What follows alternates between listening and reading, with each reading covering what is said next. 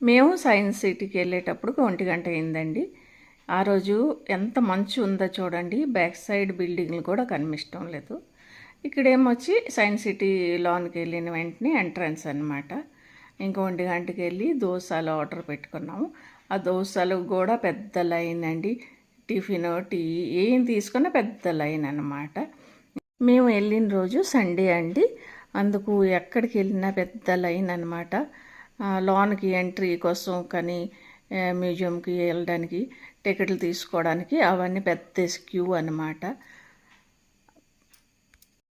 ఆ రోజు సండే కాబట్టి స్కూల్ పిల్లలకైతే తీసుకొని వచ్చున్నారు.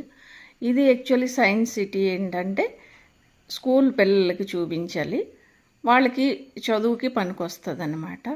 కానీ మా అదృష్టం ఏంటంటే మా స్కూల్ లైఫ్ అంతా జర్నీ అయిపోయిన తర్వాత ఇప్పుడు సీనియర్ సిటిజన్ తర్వాత మాకేమో ఈ అదృష్టం కలిగింది. అందుకు మేము వెళ్ళి ఈ సైన్స్ సిటీ చూసామన్నమాట.